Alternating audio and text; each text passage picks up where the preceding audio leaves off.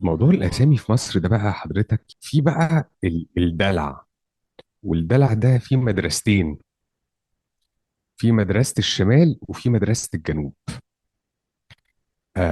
فأنا مراتي مثلا لقيتها بتقول لي هو انتوا ايه يعني الهوس اللي عندكم ان الأسامي كلها لازم تبقى كده اسيلبل، 2 or 3 characters بيكرروا نفسهم. ففي مش دي لولو. أول مرة أخد بالي من الموضوع ده. هو يعني وانا كمان. نقطة لطيفة. انا انا انا انا لورا هي اللي قالت لي، يعني لان هي خدت بالها، لان انا بقول لها يا لولو وبقول لاختي يا نونو، ومش عارف، وانا الناس بتقول لي يا سمسم وانت يا مشمش أنت بس اللي في الكوكب اللي بيقول لي يا مش دي، أنا مفيش بني آدم يجرؤ يقول لي يا مش. أنت اللي مصمم تقول لي يا مش وأنا معديها لك. مفيش، أنت مش دي، أنا مش سكتنا له داخل بحماره بقى. وأنت مش لا، أنا مش عشان إحنا هنطلع فعلا للبشر. السنحة دي ما ينفعش ايوه. فعلا تبقى اولا مش. اسمها سحنه مش سنحه. يا دي النيله. آه. اللغة العربية عندي خلاص فرتكت دي خالص. مش لغه عربيه يا عم، دي عاميه. في الجنوب في مدرسة امم. مختلفة خالص في الدلع. في الصعيد مرة قابلت واحدة اسمها الناس كلها بتقول لها يا نيفين، وبعد كده اكتشف ان اسمها ميرفت. ايوه عارف انا دول، اه. واحد اسمه محمد ودلعه فواز. اه طب ليه؟ ما بص بقى انا لا هقول لك استنى انا. لحظة، اه لا اثبت طيب. اثبت اوناتي. اه. الموضوع في الصعيد تطور ان الاسم الدلع اللي هو اسم تاني ملوش علاقة باسمك خالص امم. بيسيطر. اه. فالاسمك انت شخصيا بيختفي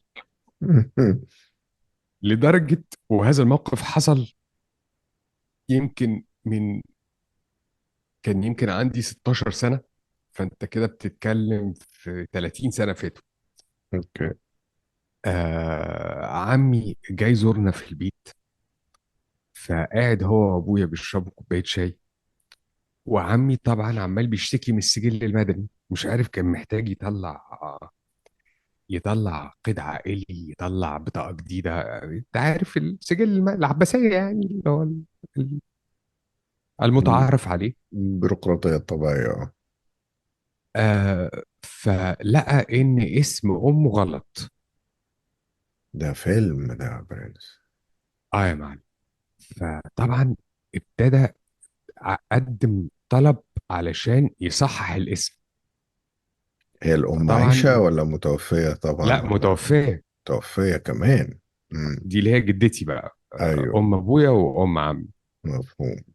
فطبعا في ورق كتير بقى، فادوله لستة طويلة عريضة انت محتاج تعمل وتسوي ومين يمضي ومين يختم. ابويا قاعد بيسمع الكلام ده، وبعد كده بيقول له وهو حاطينها في السجلات ايه؟ ايه الاسم اللي حاطينه في السجلات؟ فانا مش فاكر بصراحه، انا مش عارف اسم جدتي، وده حاجه محرجه، بس انا فعلا ما اعرفش. فقال له حاطين الاسم الفلاني. قال له طب ما هو ده اسم امنا، انت مشكلتك ايه؟ فطلع ان ابنها شخصيا عاش حياته كلها ما فاكر يعرفش اسم امه ايه. اسم الدلع، فاكر اسم الدلع ان هو ده اسمه اسم امه الدلع هو الحقيقي. هو الاسم مم. الحقيقي. أيوة. ما انا اقول لك ده بقى بيرجعوا لايه، عشان احنا برضو ايه، مخنا على قدنا كمصريين بنثبت في حاجات هايفه جدا كده. بيختلف الزوج والزوجه او الاب والام على تسميه الطفل او الطفله. الام عايزه تسمي البنت على اسم امها، والأب عايز يسمي البنت على اسم أمه، ومش عارف ليه أصلا أسمي ابني أو بنتي على اسم أبويا أو أمي. بس عندنا الثقافة دي، والناس والخواجات برضو عندهم جونيور وسينيور و1 و2 و3 و4. فبيتشكلوا، وهتبوظ الجوازة والخلفة هتتبهدل وكده. غباوة بقى.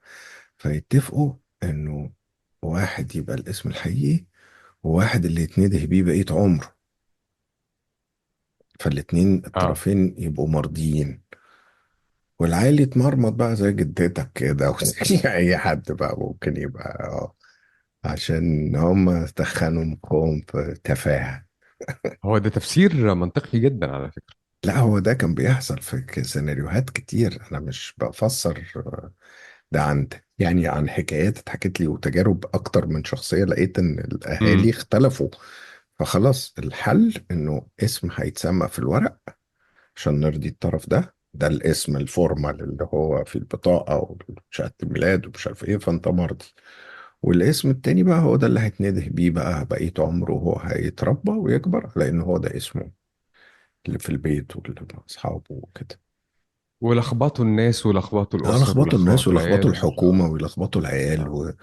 وجدتك تموت وابنها اللي هو باباك فاكر ان اسمها اكس وهي طلع اسمها واي كده يعني. لا، أنا أبويا كان صحي. أبويا هو كان الوحيد اللي عارف الاسم الحقيقي والاسم الحركي.